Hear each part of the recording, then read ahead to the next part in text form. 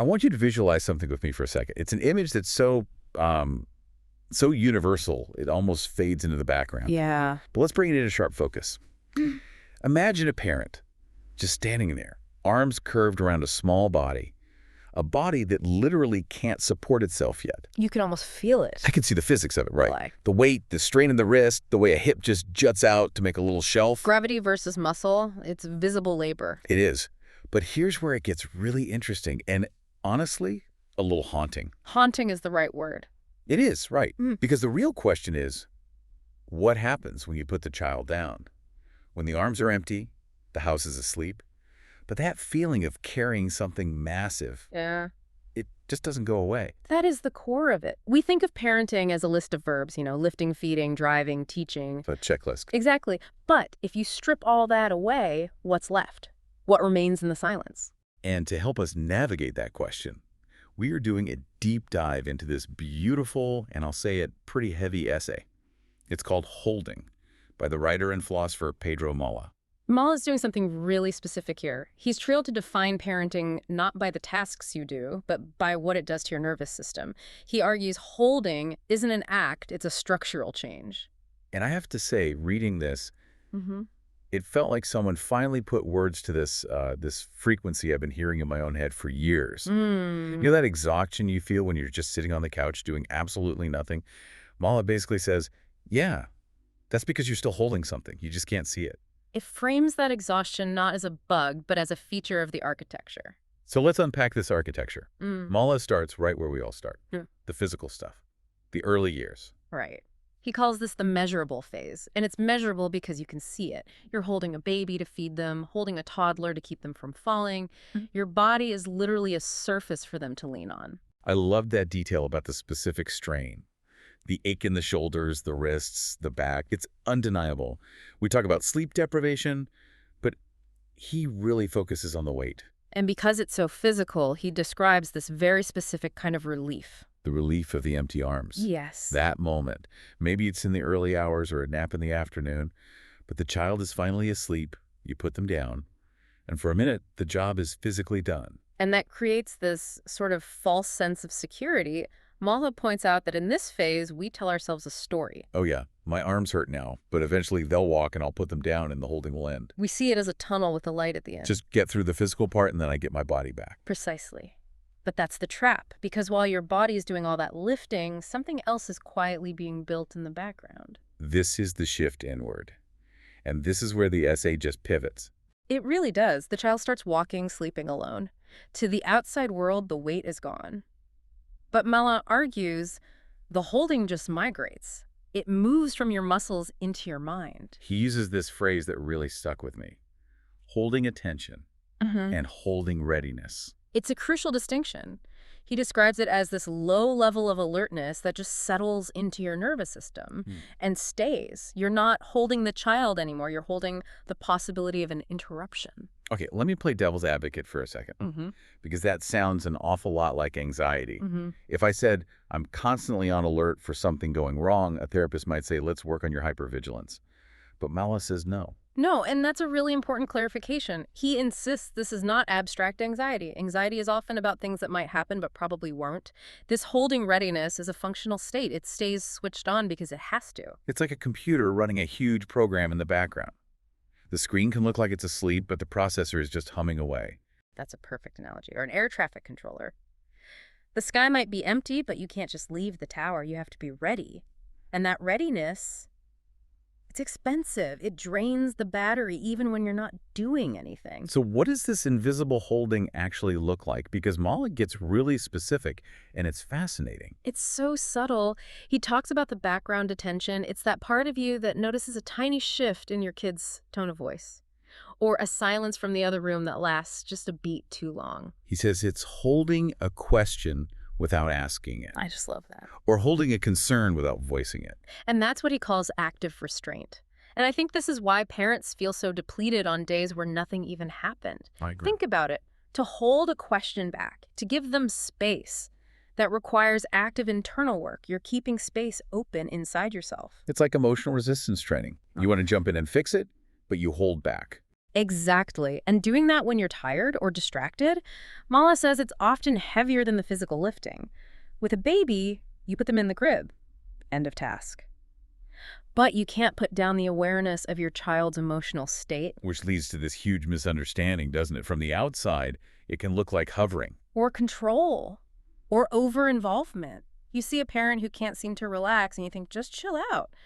But from the inside, Mala says it feels like staying with something unfinished. Staying with something unfinished. That's such a powerful way to think about a person. It is, because a child is unfinished. They might be smart enough to argue like a lawyer, but not regulated enough to handle losing. So who holds the regulation? The parent. Right. We're the external hard drive for their feelings. We hold what they can't yet hold. The consequences, the fragility, the context. We are the container for their chaos. Which brings us to the element of time. This part of the essay really stopped me. Mala says holding carries time. What does he mean by that? Well, it connects back to that low-level hum. Mala argues that parents are the living repository of their child's history. You're not just seeing the kid in front of you. You're seeing all of them at once. You're holding the memory of who they were, their sensitivities, that time they got scared by a dog years ago. You see the teenager, but you also see the toddler who is afraid of the dark. And the future, too, right? And the future. You're dealing with breakfast, but also holding an awareness of school trip next week. You're living in 3 time zones at once. And I think this is where so much guilt comes from. We have this cultural obsession with letting go. Oh, absolutely. Cut the cord. Don't be a helicopter parent. We treat holding like it's a bad habit we're supposed to break. And Mala just challenges that so beautifully. He says we set up a false choice. We think holding and letting go are opposites. But they're not. No. He argues they happen together. In fact, holding is what enables letting go. It's what enables independence. Wait, walk me through that. How does holding enable independence? That feels backwards. Think about it. Why does a kid feel safe enough to take a risk? To walk away at the park or go off to college? Because they know you're there if they fall. Exactly. Because they know there's a stable base behind them. They know they're being held in mind. If that holding wasn't reliable, they wouldn't feel safe enough to leave. So the holding doesn't have to be like physical gripping. It just has to be a reliable presence. A psychological safety net. So when a parent feels shame for still worrying, Mala is saying, maybe you're not supposed to let go. Maybe the holding just changes form. That is so validating. It just reframes the whole helicopter parent fear. It's not about hovering. It's about providing stability. Reliability, not rigidity. That's the key. You aren't holding them back. You're holding the space for them. Okay, let's pivot to maybe the heavier side of this. We've talked about holding the child, but Mala introduces this idea of residue. The cost of the transaction? The things the parent holds that are just leftovers. He's talking about what the parent holds about themselves, the echoes of fear. Yeah. He mentions holding the fear from when a child got hurt, even years after the child has forgotten about it. The kid falls, scrapes their knee, and 10 minutes later they're fine. But the parent... The parent still has the adrenaline pumping. They're still replaying the fall. The child sheds the trauma, but the parent has to carry the witness of the trauma. And the physical stuff, too. Bodies that still wake up too easily. That's physical residue. Yeah. The neural pathways carved out during those sleepless nights, whether it's the early hours with a baby or late at night waiting for a teen, they don't just disappear. You become a light sleeper. And the regrets. He mentions words they wish they had not said. That one hit me hard. You hold those, and Mala points out this is why it feels heavier over time. You'd think it would get easier. No diapers, no spoons. But the load is heavier because it's the present plus everything that came before it. You're carrying the compounding interest of every time you were scared for them. In a way, yes. And on top of all that, you have to do what he calls self-holding. Oh, the holding it together part. We all say that phrase, right? I'm just trying to hold it together. Malha takes that literally. As a parent, you have to maintain coherence. You have to be functional enough to care even when you feel chaotic inside. It's not about suppressing feelings, is it? No, not suppression. It's containment. It's staying solid so your child doesn't have to worry about you. If you fall apart, the child has to hold you, and that's the one thing that can't happen. But no one sees that effort. That's the isolation. Exactly. You can be in a room full of people and feel totally unseen because the work of metabolizing your own chaos so it doesn't spill onto your kid, it's all internal, invisible labor. So let's talk about the long game. Does the holding ever stop? Do you ever get to just, put the backpack down? Malha's pretty clear about this. There's no ceremony where it's handed back. No graduation day for your nervous system. Nope. Even when they're adults, the holding just changes form. You hold their history. You hold the connection. He has these lovely small moments he describes. A teenager just sitting nearby in silence. An adult child leaning against you for a second. Those moments show it hasn't vanished. It's just become quieter. And then there's holding in absence. Oh, man. When they're at school or when they move out. It's care operating at a distance. You're holding space for them in your mind miles away. They might not even know you're doing it, but you are maintaining that mental construct of them.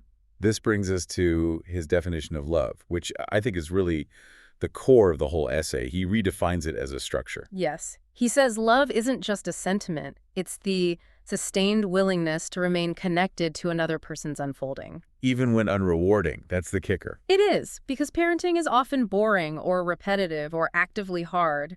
Love is evident in the staying, in holding on when it's uncomfortable. It's love as architecture, not decoration. It's the load-bearing wall. So, as we wrap up, Mm-hmm. if we accept all this, that holding is continuous and structural, is that good news? Or is it just, hey, you're tired forever? It's a fair question. Congratulations, you're trapped. But Malat talks about the relief of accuracy. Yes. He admits seeing it clearly doesn't make the baby lighter or the nights shorter. So what's the relief? You stop fighting reality. When you name it, when you see holding as a feature of the job instead of a personal flaw, the internal struggle just lessens. You stop asking, why am I still carrying this? Exactly. You stop thinking, I should be over this by now, or I must be doing it wrong. You realize, oh, this is the job. The job is holding. It's like being told, yes, your backpack is heavy because it's full of bricks, not because you're weak. Precisely. It validates the exhaustion of the invisible work. And his final thought? He says holding isn't about strength. No. It's about continuity. It's about remaining in relationship with what changes. It just reshapes itself over the years. It softens, it stretches, it becomes invisible, but the structure remains. We started this talking about physical arms and muscle strain, and we've ended up at the architecture of the mind and the definition of love. Which is exactly the journey Malha says we go on as parents. It's a lot.